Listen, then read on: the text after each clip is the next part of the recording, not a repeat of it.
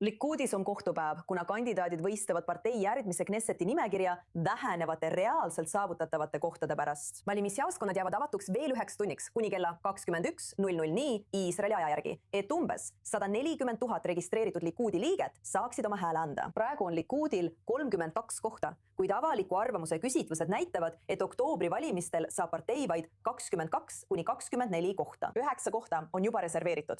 8 neist valis isiklikult peaminister Benjamin Netanyahu ning lisaks veel üks koht kaitseminister Israel Katzile. See jätab 124 kandidaati võistlema umbes 15 koha pärast. See on olnud tähelepanelikult jälgitav võistlus, sest see annab tõelise ettekujutuse sellest, milline võiks olla Likuudi partei ja potentsiaalselt ka valitsus, mida Netanyahu võiks pärast oktoobrit juhtida. Lähme nüüd otseülekandesse Jeruusalemma, kus meie I24 Newsi korrespondent Joe Brown on terve päeva ühest valimisjaoskonnast teatanud. Joe, valimisjaoskonnad peaksid sulguma umbes tunni aja pärast. Alustame sellest, milline on olnud senine valimisaktiivsus? Seni on valimisaktiivsuseks hinnatud 43%. See teatati umbes 30 minutit tagasi ja see number hakkab kiiresti tõusma. See tähendab 61 000 umbes. 140 000 hääleõiguslikust Likuudi liikmest, kes saavad hääletada. Nüüd kokku nad ootavad 50–55% vahele. Nii on see olnud viimastel eelvalimistel, kuid seekord on see number hetkel veidi madalam. Nagu näete, minu selja taga on veel palju inimesi, kes pole oma häält andnud ja nad ootavad endiselt, et seda teha. Ja tõesti rahvarohke koht, kus sa oled jo. Mida sa kuuled mõnelt neist Likuudi liikmetest? Millised on peamised mured, mille nad valimiskabiinidesse kaasa võtavad? Ma tahan teile midagi näidata, sest see on üsna huvitav. Kui vaatate valimisjaoskonna sissepääsu, näete, et seal on järjekord. Või vähemalt ma loodan, et te näete seda, sest seal on nii palju inimesi, et järjekord on olemas. Poliitikuid. Järjekorra eesotsas on Miri Regev ja Yair Lapid. Nad on püüdnud võimalikult paljude inimestega kätt suruda, tehes viimaseid kampaaniapüüdlusi. Täiesti ees on Knesseti liige Amit Halevi.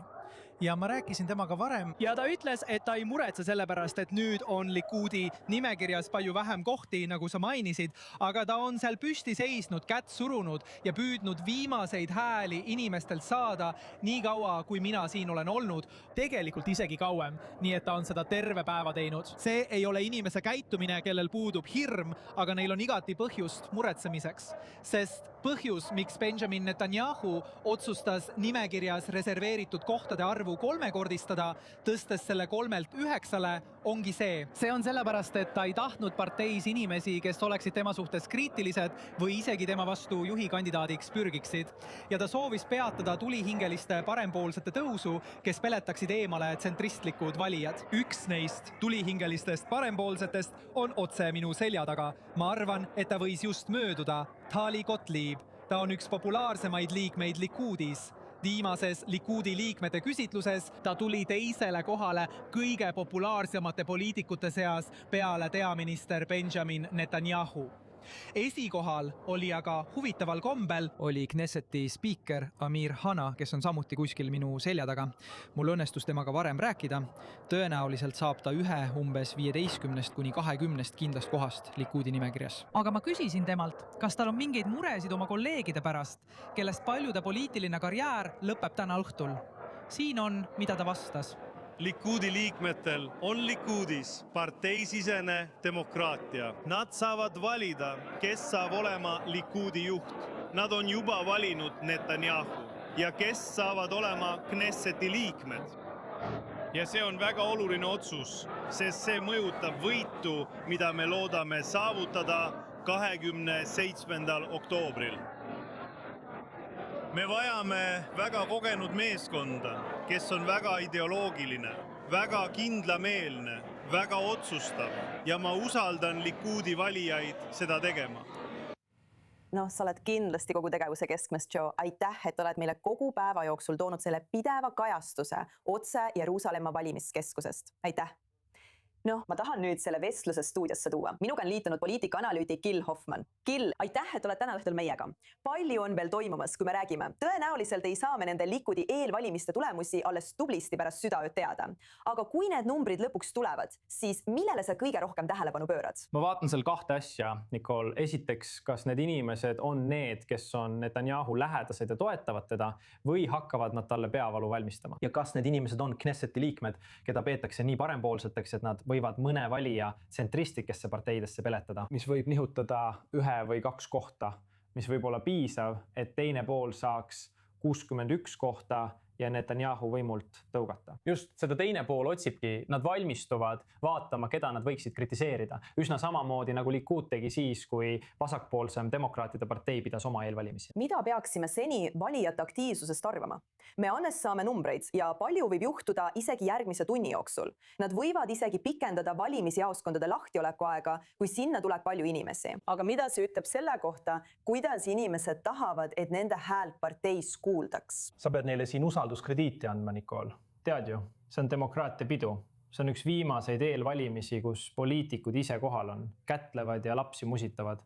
Lõpuks kolib see kõik internetti. Ja praegu ongi poliitikud, kes jagavad jäätiseid, kommi, millel on poliitiku pilt peal nagu vanadel headel aegadel. Ja mis puudutab valimisaktiivsust, siis praegu on august, mõned inimesed on puhkusel, mõned ei hooli eriti, tead ju, aga üle poole hääletab ikka, nagu alati. Ja kõik võib juhtuda, sellepärast ongi see nii lõbus. Mis siis juhtub, kui Tali Gottlieb või mõni teine kandidaat, keda Netanyahu eelistaks nimekirjas madalamal, satub nende liikmete häältega hoopis kõrgemale?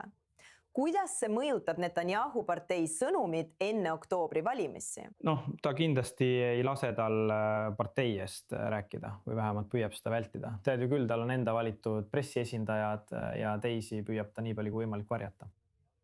Ja siis teine pool kasutab teda oma valimisreklaamides. Netanyahu on nende eelvalimiste meister. Ma mäletan üht eelvalimist, kus ta tuli otse Ameerikast ja tal oli konditsioneeriga Haagis suvila. Samal ajal, kui kõik teised poliitikud higistasid väljas, ta läks iga poole tunni tagant sisse, käis duši all ja vahetus ülikonda ning nägi välja nagu $1 000 000. Ükskõik, mis selles eelvalimises juhtub, ta püüab oma nimekirja võimalikult heas valguses näidata, isegi kui see tegelikult nii ei ole. Noh, juba enne neid eelvalimisi andis rahvusliku julgeolekuminister Itamar Ben-Gvir intervjuu. Ta väidab, et 8 kõrget Likudi ametnikku palusid luba liituda Otzma Yehuditiga just nende eelvalimiste eelõhtul. Ta lükkas nende palve tagasi, kuid mida see näitab isegi Likudi ministrite ja Knesseti liikmete mõtteviisi kohta nendel eelvalimistel? Nagu sa märkisid, on väga palju kandidaate väga vähestele kohtadele.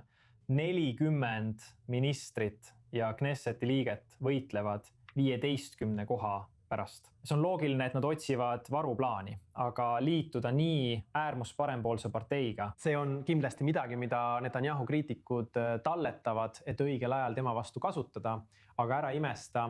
Likudis on üks minister, tema nimi on Mei Golan, ta oli varem Otzma Yehuditis, ta võiks sinna tagasi minna ja ära imesta, kui Ben-Gvir ta tegelikult vastu võtab. Olgu, need on asjad, millel hoiame kindlasti homme varahommikul silma peal, tundub nii. Gil Hoffmann, aitäh selle ülevaate eest!